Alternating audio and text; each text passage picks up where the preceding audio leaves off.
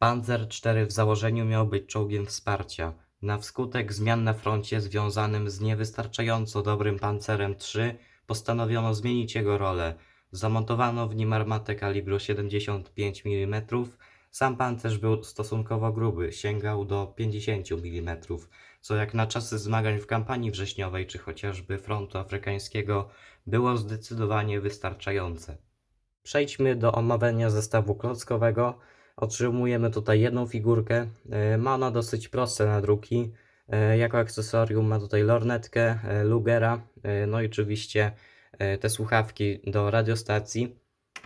Sam Panzer IV jest wykonany w skali 1:35. No i nareszcie doczekaliśmy się jej w przypadku maszyn pancernych z II wojny światowej. No i bez przedłużania przejdźmy do omawiania tego modelu. Bardzo spodobał mi się tutaj przód. Mamy ładnie nadrukowane włazy dostępowe do przekładni. Po prawej wizjer kierowcy, natomiast po lewej tutaj jest karabin maszynowy MG34. Mamy tutaj dwa zasygnalizowane włazy. Na początku myślałem, że ten prawy będzie otwierany. No nie jestem zawiedziony, no bo też sobie tak pomyślałem, no jakby oni to mogli tutaj zamontować, zwłaszcza, że mamy tutaj te powierzchnie skośne, tak dosyć prosto zrobione.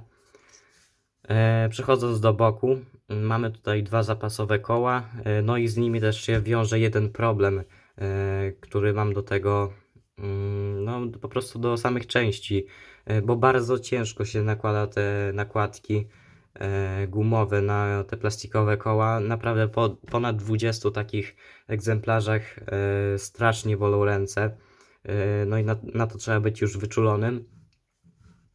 W ogóle tak sobie patrzyłem, że te proporcje trochę też się nie zgadzają. Faktycznie tutaj ten Panzer IV jest za długi.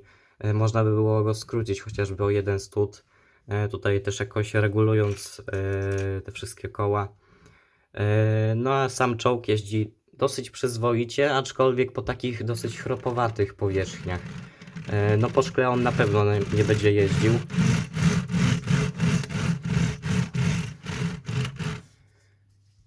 No i też jak sobie nie dociśniemy go za bardzo, no to no on po prostu nie jedzie. Z tyłu tutaj widzimy zasymbolizowane wloty, czy też wyloty spalin do silnika. Z drugiej strony mamy antenę, jest ona oczywiście ruchoma. No i jest to też taki dosyć taki kruchy, no nie kruchy, po prostu ta antena łatwo wypada i nie wiem, czy nie byłoby lepiej, jakbyśmy zastąpili ją tymi takimi plastikowymi, trwałymi antenami. No ale dobra. Przechodząc do tyłu, mamy tutaj taki zaczep. Nie wiem, czy to jest taki sam, jak mieliśmy chociażby w FAMO, który mógł ciągnąć paka 40. Mniejsza z tym. Mamy tutaj też ładnie zrobiony wydech. Po lewej stronie skrzynka, ta już takiego nowego typu. Po prawej też nowa łopata. No i coś, co mi się bardzo spodobało, czyli tutaj ta tylna część. Mamy oczywiście nadrukowane kolejne wyloty spalin. Jakieś tutaj skrzyneczki, jakaś puszka i właśnie za tą puszkę możemy sobie teraz chwycić. No i mamy tutaj taki mały modulik, dosyć prosto zrobiony, a w środku ukazuje nam się piękna część z silnikiem oraz dwoma chłodnicami. No bardzo mi się spodobało to takie rozwiązanie, że faktycznie wyciągamy sobie taki mały prostokąt i tam jest pełno jakichś fajnych detali. Bardzo ładnie, aczkolwiek prosto też zrobiona jest właśnie ta poprzeczna chłodnica. Po środku oczywiście silnik. No i po prawej stronie taka, no taka już dosyć prosta ta chłodnica w kolorze czerwonym. A wieża również wygląda bardzo fajnie. Mamy tutaj działo kalibru 75 mm z tym takim nowym hamulcem wylotowym. No jarzmo jest też dostosowane do przekształcenia sobie tego działa na to takie krótkolufowe. Z drugiej strony mamy zespojony wraz z tym działem karabin maszynowy. Bardzo fajne rozwiązanie. Też bardzo fajnie tutaj mamy nadrukowane te Balkenkreuze. No i coś, czego się czepiałem w przypadku Pancera 4 w skali 1 do 28, no to właśnie te włazy. No i faktycznie tutaj one się znajdują.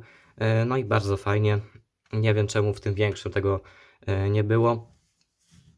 Z tyłu oczywiście mamy kosz i on faktycznie jest tak jak historycznie to miało być, czyli na górze mamy dosyć szeroko, a na dole faktycznie jest to takie zwężenie.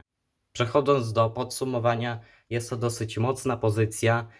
No jedyną wadą tutaj jest faktycznie ta długość. Można by było go po prostu skrócić. No i ewentualnie drugą wadą jest cena, która wynosi 229 zł katalogowo. A na dzisiaj to by było tyle. My widzimy się w kolejnych odcinkach. Trzymajcie się i do zobaczenia.